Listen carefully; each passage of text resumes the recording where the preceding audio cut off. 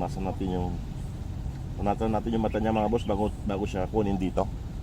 Dadalhin sa pit boarding siya. Yung nalikom natin mga boss ay yung iba po doon ay pambabayad natin sa pit boarding tsaka sa transpo. Doon na lang siya maligo sa pit boarding kaya malamig dito. Saglit para guwang. Cute kapag pumunta ron.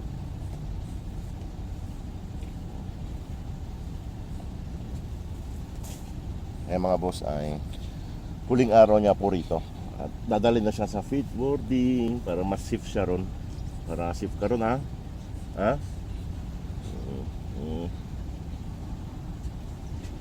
Para safety siya ron mga boss. Ayan.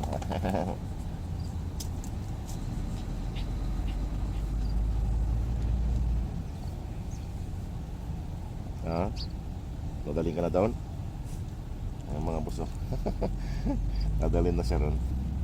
Nadalhin na ng pit boarding si Sugar. Pakabait ka ron ha. At ayan mga boss, habang nasa pit boarding po siya mga boss, kay suportahan pa muna natin siya. Tuloy pa muna natin yung pan para sa kanya kasi yung iba pong nalikom nating pera ay pambabayad po dun sa pit boarding.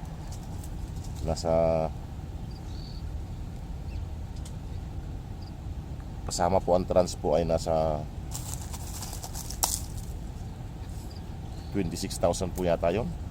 Kasi matagal pa po siyang uuwi eh. Kulang isang buwan pa po eh, kaya medyo mahal yung bayad kasi bahay na po yun eh.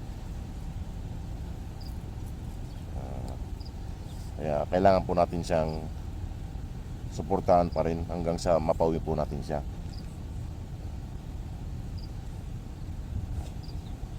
Ano?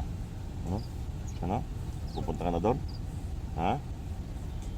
Papaalam na siya mga boss. Papaalam na siya. Maluwag yung nasa lig niya mga boss. Maluwag. Ayan o. Ikot siya. Sige po mga boss. At kwan. Ayan. Sana po tulungan pa po natin siya habang nasa pit boarding siya. Bihira nyo na siyang makita sa video ko pag nandito pa siya. Pero pag nasa Pilipinas na po ay palagi nyo siyang makikita sa video kay si Mrs. po ay siya pong mag-aalaga sa kanya. Yung anak ko pong mag-aalaga sa kanya. Kasama ni Mrs. tsaka ni Aling Maliit, sila pong mag-aalaga. Ayan. Suportahan natin siya hanggang mapauwi po natin ng Pilipinas. Tsaka kailangan natin ipabit to mga boss pagdating ng Pilipinas para malaman natin kung anong nangyupan. Sige po mga boss, at ako'y alis na rin. At hintayin ko yung pipick up sa kanya. At sige po mga boss, Happy New Year po sa inyong lahat. God bless po.